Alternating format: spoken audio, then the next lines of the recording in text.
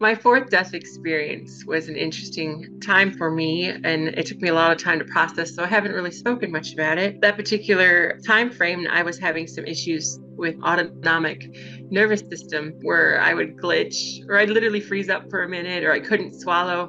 Well, this particular night, I went to bed and somehow during it, I stopped breathing. I was already in what I want to say, like the astral field. And I was with my soul family. Some of them are living. I saw my husband, my daughter, a dear friend of mine who is also my, like, what people call twin fractal, and another dear friend of mine.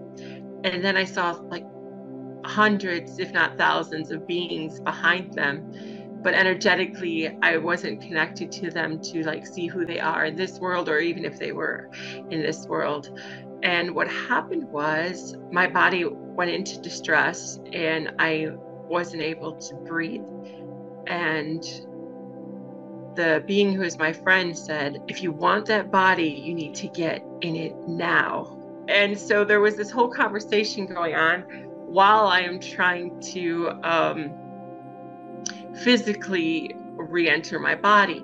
So when she said, you know, if you want that body, you need to get right back in it now, I was like, of course I do. I said, I have done too much and spent too many lifetimes working to this point of what is to come.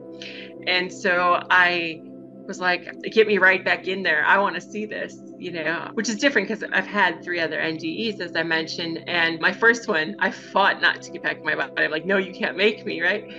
And my third one, I chose to come back. And my fourth one, I also chose, but for very different reasons. This one, it was because, like I said, I didn't want to miss the awakening of humanity and the more positive, higher frequencies of light that would be coming in to change what we perceive as our reality. And so I told her, I'm like, get me right back in there. And I'm like, how do I start this thing?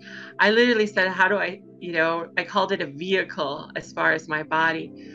And interesting enough, she said, you have to swallow. And I had a good friend who later told me after this experience that for hers too, that she had to swallow. So I'm starting to wonder if there's something to that. But so it was a weird-ish thing. For some people that have been out of body, it may not sound that wild, but I saw my body reach and they told me to just take a drink because I'm like, I can't swallow. They're like, if you drink, you'll have to swallow.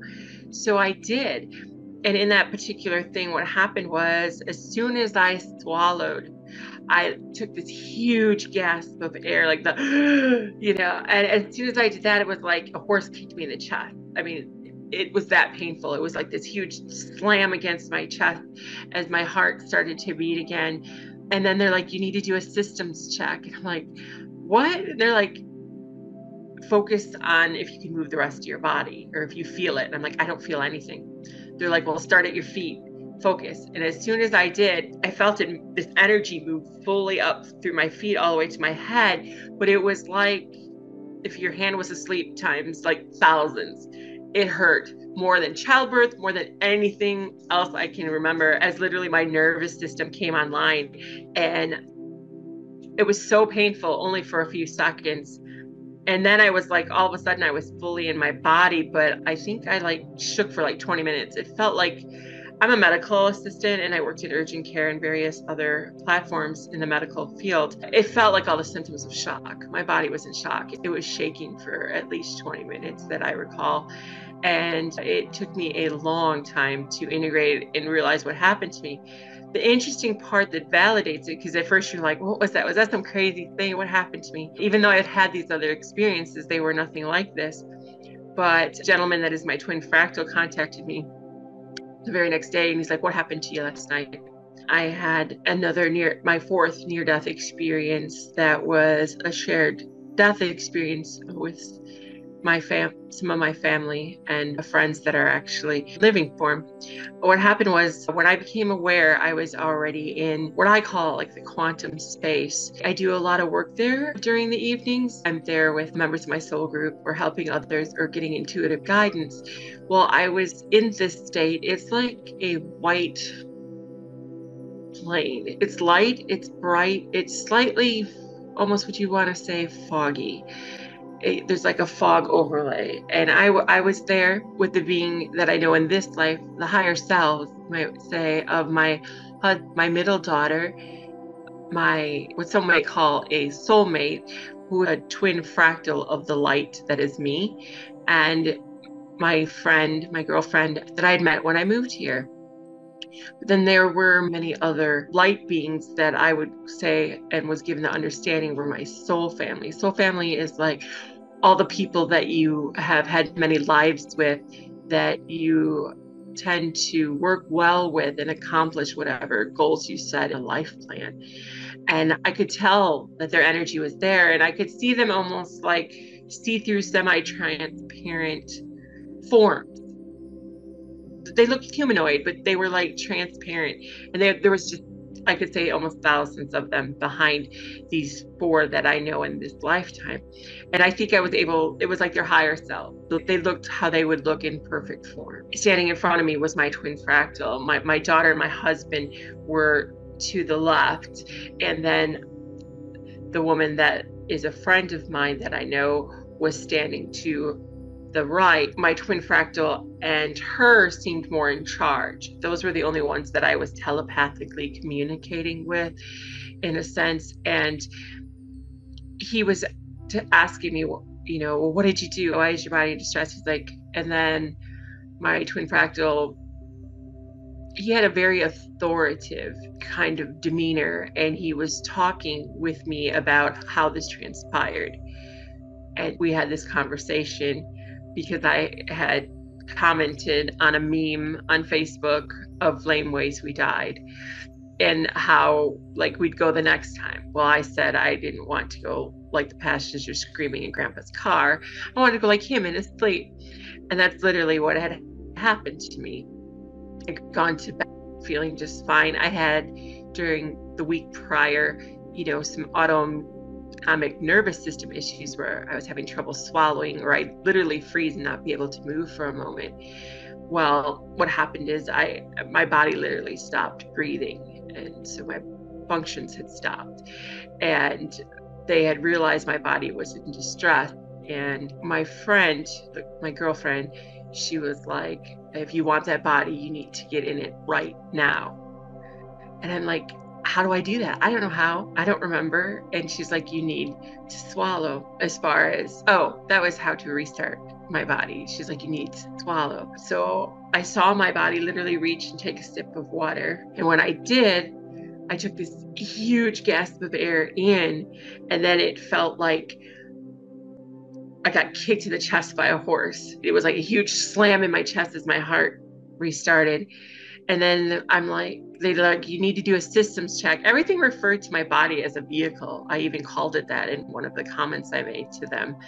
And they're like, you need to do a systems check. And I'm like, well, what do I do? They're like, well, can you move? Can you feel your body? I'm like, I can't feel anything. I don't feel anything. And they're like, well, focus on your feet and work your energy up. So I could feel this energy just start to flow from my feet all the way to my head. But as that was happening, it was like your hand being asleep, but like times 10,000. It hurt more than childbirth. I was in like so much pain. It was only like for what seemed a few seconds, but it was that intense. And then I was literally back in my body, but I was like shaking for over 20 minutes. For my medical training, I would say that I was in shock. I mean, I had all the symptoms. And the next morning, that twin fractal of mine literally contacted me, and he's like, what happened to you last night? Something major happened. He's like, it was really strange. He's like, I met you in this area, and he's like, and you said that I had to drink from your body, which I also have had a awareness of that, because I also know someone else who had to do that. It was almost like this weird test to figure out how to give of myself. And so I knew then that something had happened, and I knew that, that for him to be there and experience that, everything was real. And then my girlfriend, who was also there, that helped me get back into her higher self, and helped me get back into my body, said, I saw you laying dead in your sleep, in your bed. She's like, what happened? that really validated that all of that experience had transpired and I had shared it with them. And it took me, even though I've had 3, a long time to process and integrate all the information. There was so much, but mostly was on the power of words and how they create with thought and intention. And like he said, at my level of light, I had to be very mindful of what I do, say, write, think. And that is something he was showing me, that as people raise their frequency, is very powerful. From my understanding of all of it, in the void of creation, thoughts, everything is at the speed of thought. So when we're in that frequency and in that place of divine flow, you have to be very mindful, or it creates chaos. It looks like chaos because everything's going on at once. So the higher vibrations we reach and connect with that space seems to be that things manifest faster. For me, anywhere from minutes, half hour, days, or weeks, depending upon what I'm connecting to, and what larger things, obviously take more time to pull from that energy from that space to manifest in physical form. So it's very interesting, but that was the main takeaway from that, on how we are creator beings and how that all creates and manifests. First of all, how did this fourth NDE change you as well as the others? And what do you consider is your present mission?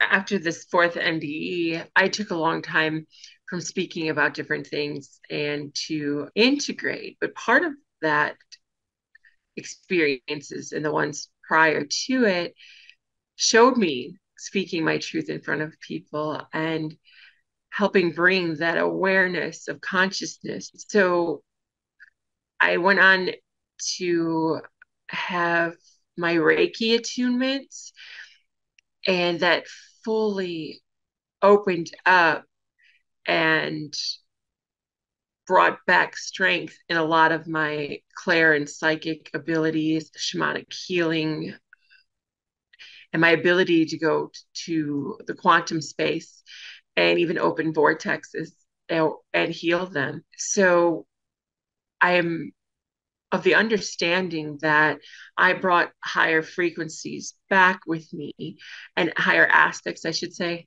for some with me to integrate, to be able to do these things. Part of the reason being is I was shown that my purpose is to be in the right place at the right time for souls, not just in this timeline. I am healing many through the quantum space, to the original, what I call the original separation, the original PTSD, if you will, of souls. Because from what I was shown, we're like these huge energies of stars and universes, and then we're being pulled into a physical manifestation that can only hold a small portion of that light. And so they feel small, and almost, I've met some that actually felt cheated because they didn't understand that their full being is incarnated, but throughout all time and space. They didn't lose anything. It was just separated. Part of what I was also shown was to connect all of those. And that's part of what I do in my healing work, is to make souls aware of all of their other fractals that are going on, if it serves their highest good. How it works energetically is, it's almost like these energy arches, because if all that exists in the now moment, everything exists in that void of creation, from what I was shown. Everything else is mind constructs created for experiences beyond that. So if everything is in the now, we are fully connected to everything. The original illusion, what I call sin, is that separateness, that division, that we are only this micro, macro being in this universe, when we are one with everything. I had a medical intuitive typeness. I worked in the medical field in my early 20s to early to late, from my early 20s to late 20s, where I would just randomly sense what was wrong with someone. And the doctor would be like, how did you know? I'm like, I don't know. I just do. He's like, I would have missed that if you hadn't have told me, And then as I had another near-death experience at 28 where I miscarried my daughter. And after that, I could sense when people were going to have a baby, even if it was like a year down the road. I knew that they were going to be pregnant again, and often what the sex was, more often than not. Like I would sense it. I understand too that partly because I do read energy, and when souls are deciding to come into form, they often visit the families. So I think I was sensing that energy around. I understand that now. And then I had another near death experience at about 35. After that, I started to have a knowingness, and I would get information, or like all of these things would happen. Like people are like, how are you surviving? Like people would just move into my path to help me with things, or that I could help. And I started to see the patterns. Like I was always in the right place, right time where somebody else was. And then I had what I call connection to oneness in 2019, where I saw everything from the dawn of creation. I was told that I have been here since Earth came into form. And I saw how every thought process I had, I pulled people into my story to play out, like I was the cause of their suffering. And because they had to play that role for me, because that's how I was perceiving reality. But after that, and in between, and even a little bit before that, I want to say, is when I started having all this knowledge and channeling and getting messages from the divine feminine and what some people call Yeshua. And that's when I asked for clarity. I was like, what is going on? I felt like I was kind of going a little crazy. And that's when I had that whole connection and validation of what was going on with me. And then Spirit during that had told me about speaking my truth, but I just wasn't ready to put myself out in front of anyone or to talk about the things that I was being told and shown. So, and then after that, I had my first two Reiki attunements, and things just went blown as far as whatever is in someone's highest good or my own highest good, that particular gift will come through. I have all the clair abilities, but no one is stronger than the other. It's whatever is needed in that moment. I hear things, I smell energy, I have precognition of things that will happen, many other things. But I also developed a lot of what people call healing abilities. I am able to literally open up what I call like a vortex or a portal, and I can see where things originated, where the soul fractures were, even in this lifetime, where the soul was first traumatized, where it split its energy. I've also been able to see it all the way back to the time and place where they first came into form as a soul before they started their earth journey. From my understanding, all their earth journeys are going on at once. So what I see is when they first decided to come into form and why they decided to come into form, whatever it was they wanted to experience. So I'm able to connect that for people and connect this energy to that energy so that they, through time and space, can find that healing, because I've seen through their life paths how these same, what you call, like what people might call an ancestral trauma loop, or any of these things, how they played out through all their lifetimes. Like for me, mine was being some form of lack of oxygen for this lifetime. I've been smothered, choked, drowned, a couple instances where like I stopped breathing or blood flow to my brain, all of it was oxygen related. And in a past life that I saw in my beyond quantum hypnosis technique, I was raped, murdered, and buried alive. And so that carried over. That was my closest timeline to this, because it was like in the maybe 50s, 60s from everything I saw from it. And I see a lot of that cell memory carry through, or energetic memory, a little bit different for people. And myself, I had another life where I was shot below the right ribs, and I came into this life with severe pain there. I went to so many specialists as a child. They couldn't figure out what this pain was. And it wasn't until my third death experience where I realized and forgave that lifetime that I was able to finally let go of that pain. I see how those all carry through and how important that healing is for people, because we're very unaware of energy and, I believe, cell memory and even ancestral traumas. And a lot of this is being proved in the scientific community as far as like the changes that happen, especially if you look at long lines of military service. They have a higher fight, flight, freeze, or fawn response, because literally if they pause for a moment during wartime, they could have lost their life. So with many ancestral lines like that, you will see that they have a high fight or flight as far as scientific research goes. So that kind of proves, you see it in nature, like how elephants lost their tusks because they were removed and traumatized through so many lifetimes. Now they're not being born with them. It's very similar to that. Our bodies and energetically adapt to these things for our own protection. You mentioned that it took you a long time to integrate your near-death experiences, your first three.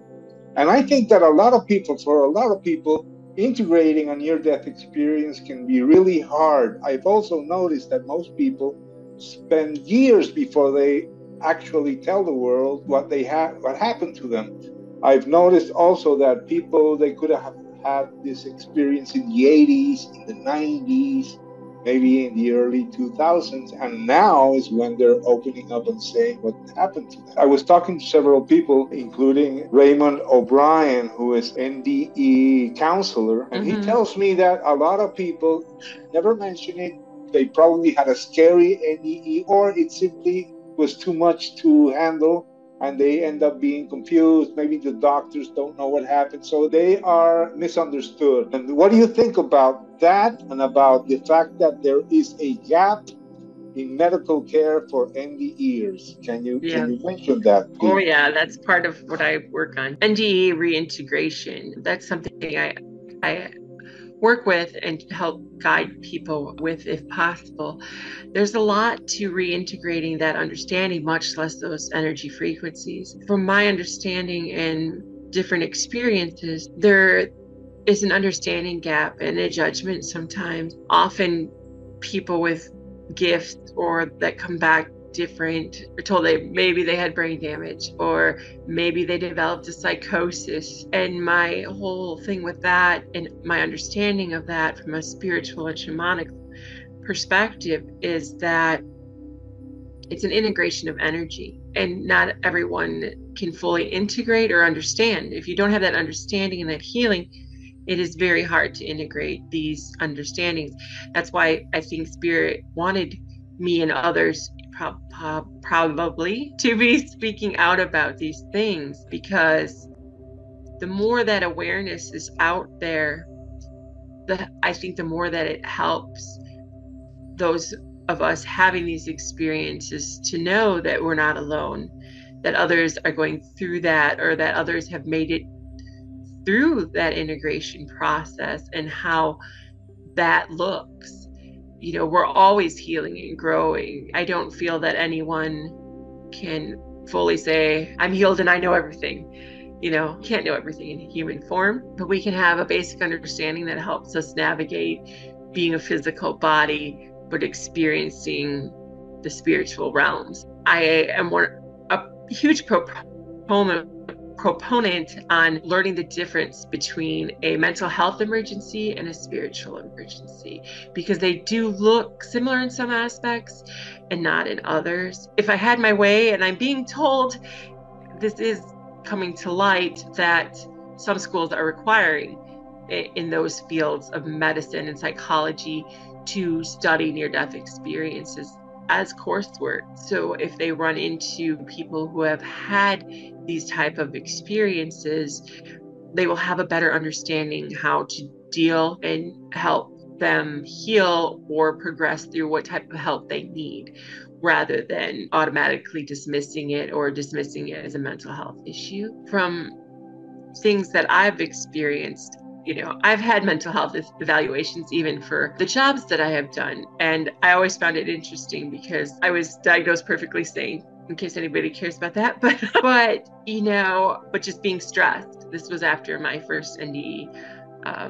I think I was like 15, and that's when a lot of my abilities really seemed to materialize much stronger.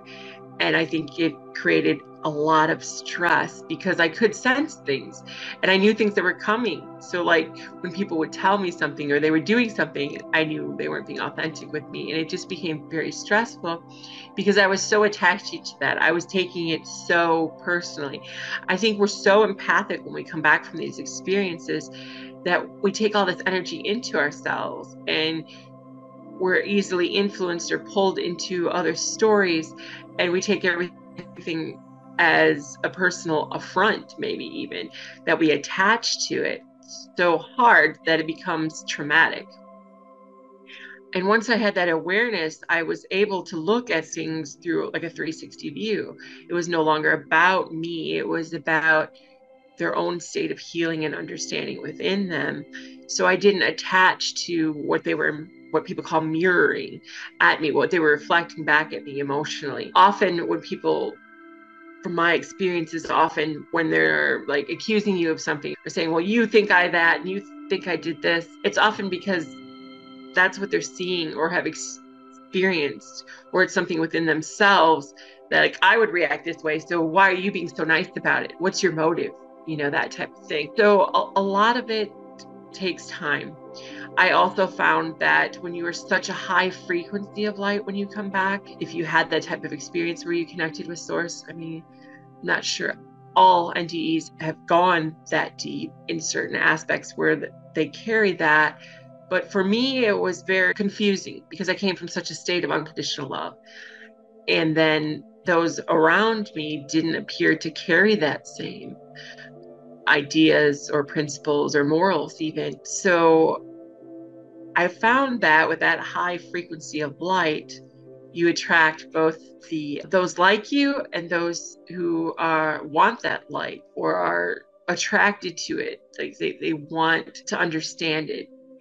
Because instinctively, we all know the light that we come from, I think, on a certain level of consciousness. All of that seems to be something that is good to have that awareness, because I wasn't aware of this and all these things were transpiring and in and out of my life, and I didn't understand them then because I didn't know I was attracting these frequencies and that I wasn't healing myself and those things that created my death experiences and even the trauma from those that I was reflecting everywhere outside of myself. So there is a long healing and integration process that you need to be compassionate with yourself, kind and forgiving for the choices that you made to find that healing so you can navigate life again. Do you think the fact that more people are being revived and that there are more techniques to treat people who are dead is increasing the number of people who have near-death experiences? And is this contributing to the rise of this newer age? I believe we're actually just returning to remembrance. I mean, we have always, from my experiences, always been conscious energy and creation itself. So to me, it's just the veil that people speak of, amnesia or the illusion of any separation from being that creative energy, is disappearing with the higher light frequency. It is removing that illusion that we are separate. So from my perception, it's returning to a state of remembrance. I mean, that's part of the reason I chose, and I know I chose all these experiences and these things, was to return myself to that remembrance so that I can speak those light codes that bring remembrance to others. That's literally what I was told to return and do. That's why I have to, that was the agreement of me returning, and that I would speak my truth as I know it and be authentically a conduit for spirit, source, whatever you want to call it, to flow through.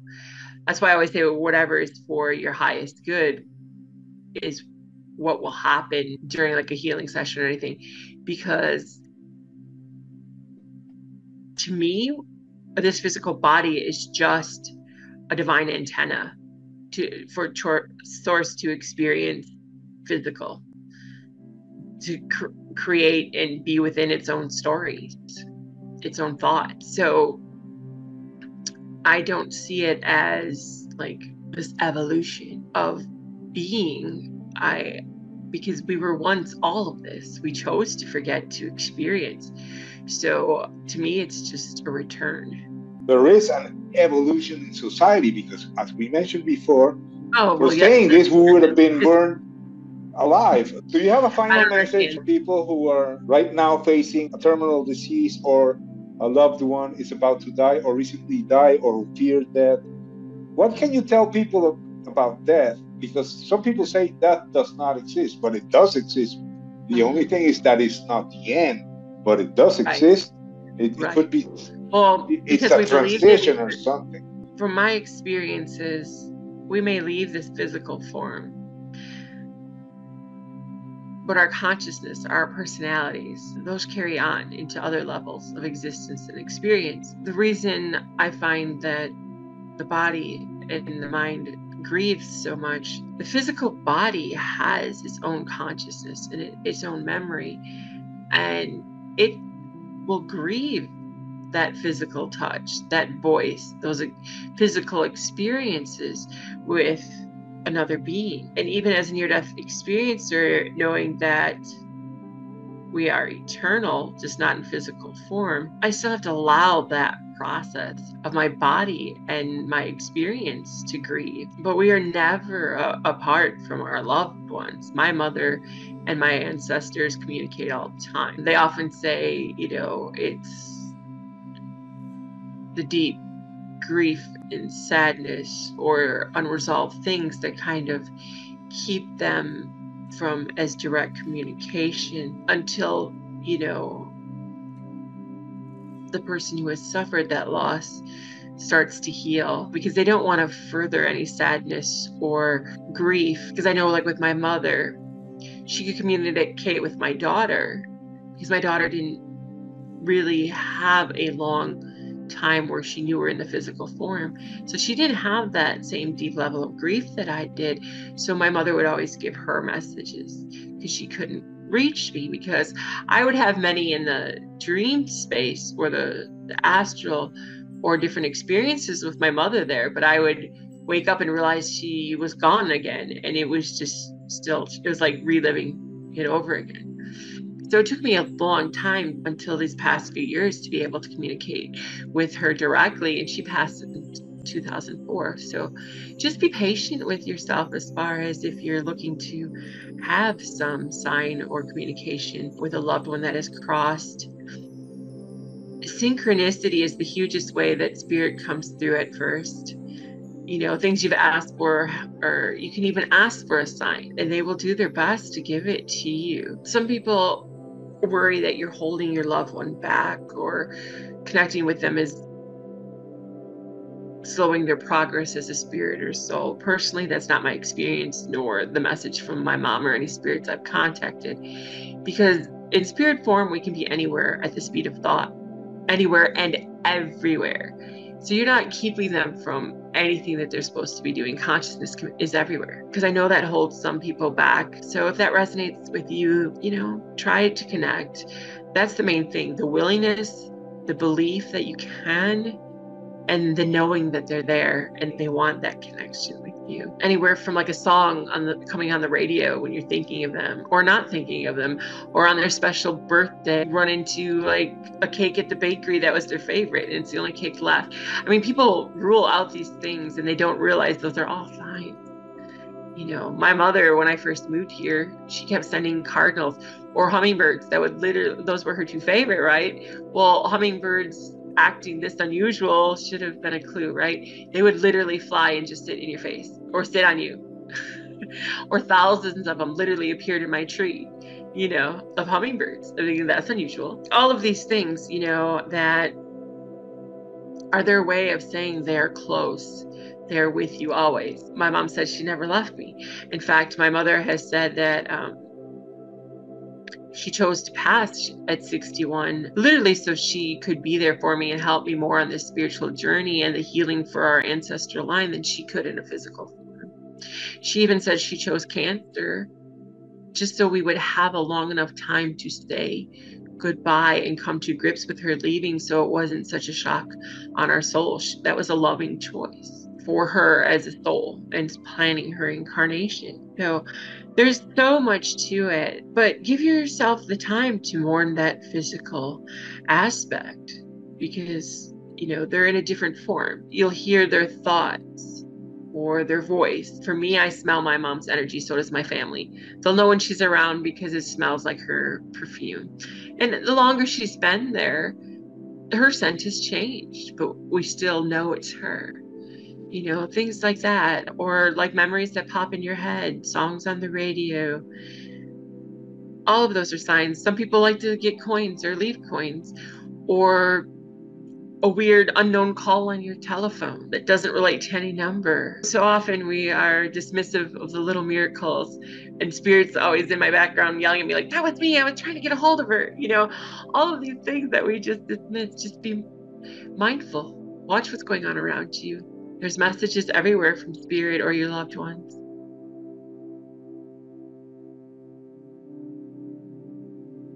I'm doing something once a month called Celebration of Consciousness, and it's alive, but I'm also going to post that portion on YouTube where it has different people doing different stuff or talking about different stuff. Almost kind of like a spiritualist church, not really, but like a fellowship.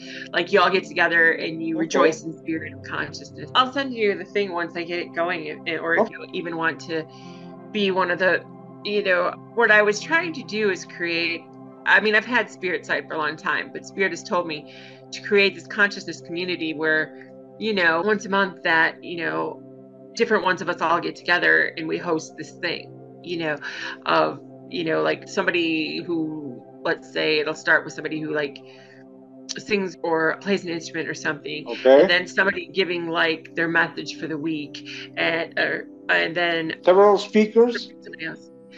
Yeah. They're all people in the spiritual community to like further everyone's projects, for one, to give back to the community.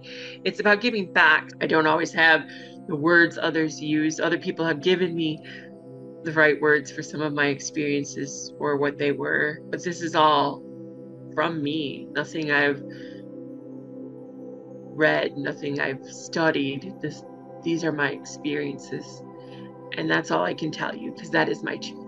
Anything else is a perception or a conjecture, but it's still through my human lens. So Loreli, it was a pleasure having you. I'm really happy you could make it, and I would like to have you back soon and give us an update. I know you have a lot of plans, so I wish you the very best.